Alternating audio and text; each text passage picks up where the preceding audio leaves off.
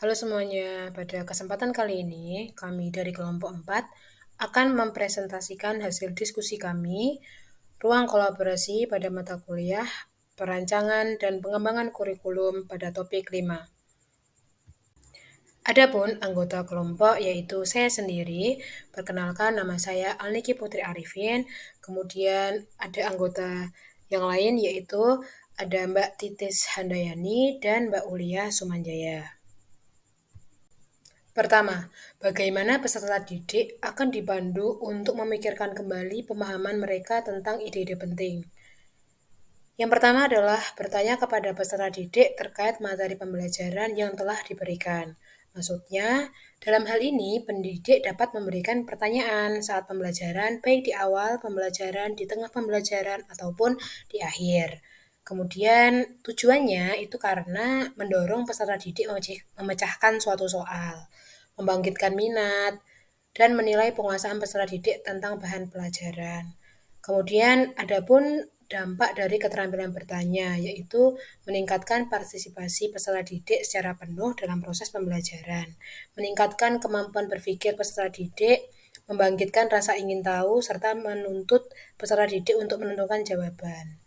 Yang kedua, dengan cara meminta peserta didik untuk mengumpulkan materi di akhir pembelajaran.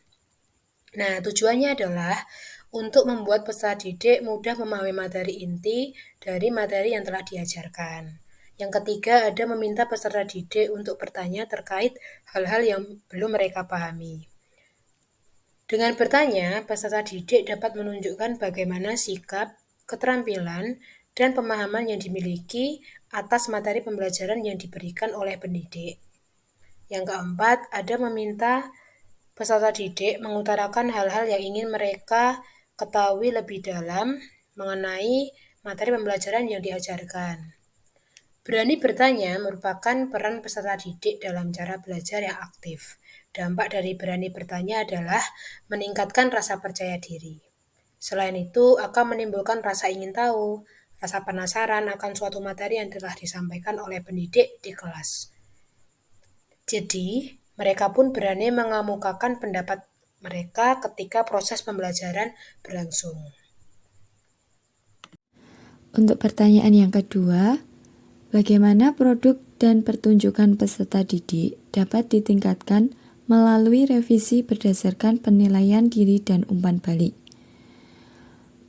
Produk dan pertunjukan peserta didik dapat ditingkatkan melalui revisi berdasarkan penilaian diri dan umpan balik dengan cara yang pertama, melakukan koreksi diri, koreksi teman, dan koreksi pendidik.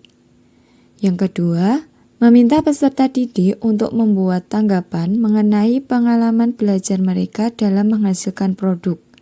Apakah menyenangkan, mudah dipahami, atau sebaliknya. Yang ketiga, peserta didik diminta untuk menuliskan perbaikan hasil produk dan pertunjukan yang telah dikoreksi. Yang keempat, pendidik memberikan masukan yang positif seperti apa yang perlu diperbaiki agar bisa meningkatkan produk dan pertunjukan peserta didik tersebut. Yang kelima, pendidik meminta peserta didik melakukan umpan balik terkait jawaban atau respon dari peserta didik lainnya atau kelompok lainnya, dan meminta peserta didik untuk membuat kesimpulan terkait materi yang dipelajari. Yang ketiga, bagaimana peserta didik didorong untuk merenungkan pembelajaran dan kinerja mereka.